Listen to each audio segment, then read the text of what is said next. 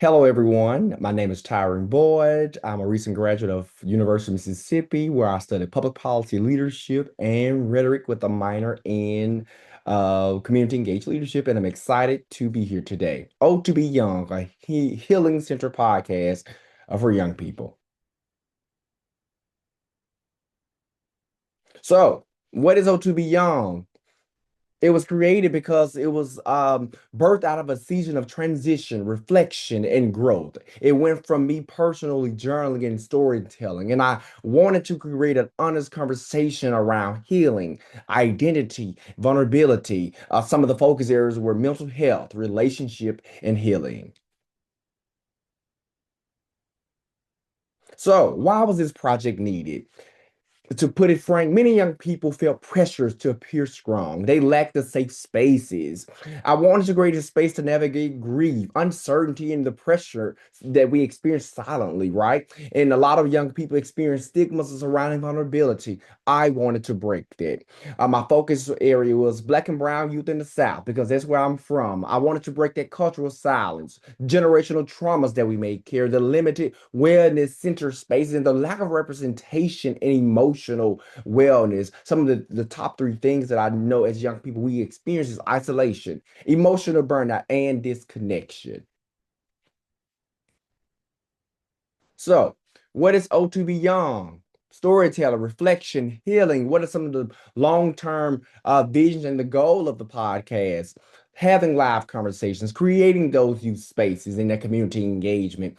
I wanted to simply create a platform where young people feel seen, heard, and less alone through honest storytelling and our shared experiences.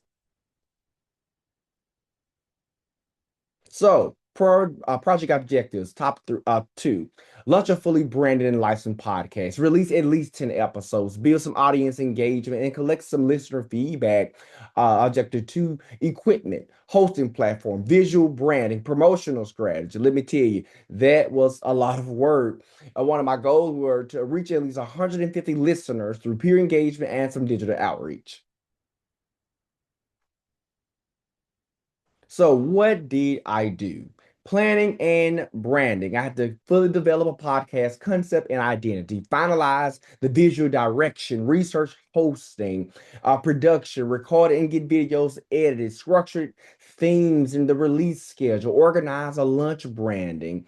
I had promotion things going on. So I had to promote this through social media, share content, do all the peer networks that I'm grateful to be a part of, and develop engagement opportunities like giving away Chick-fil-A gift card for those who engage with us on social media. And I had to hire a social media director who was amazing, collaborated on audience growth and expand the platform visibility. So this took about 8 months through and through.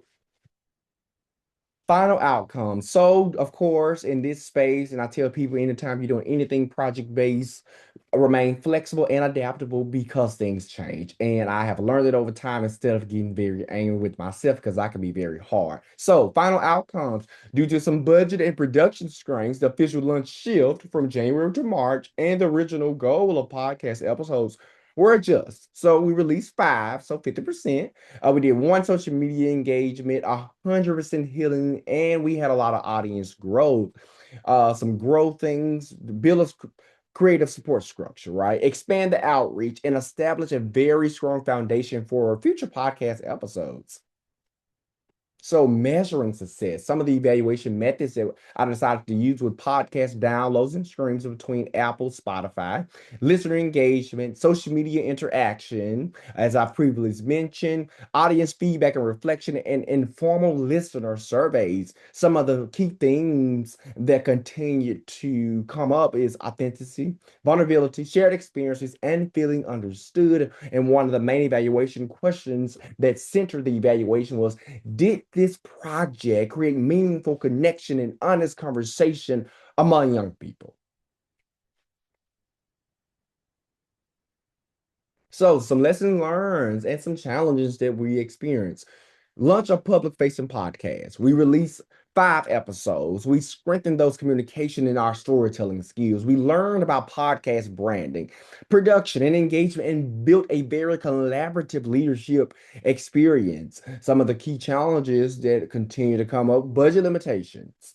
balancing academics, leadership, and podcast development, managing the consistency while also creating emotionally intentional content. One of the biggest lessons that I learned over the course of doing this podcast was impact is not always measured by numbers. Sometimes impact looks like creating a space where people feel safe enough just to be honest.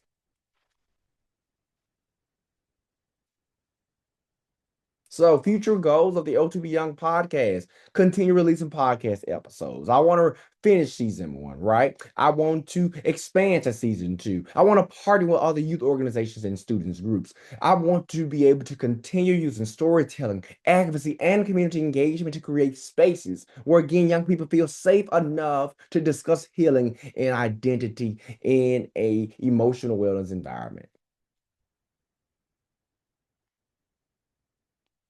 So thank you so much. Sometimes the most powerful thing we can do for young people, people that look like me, is to give them permission just to be honest. Thank you so much.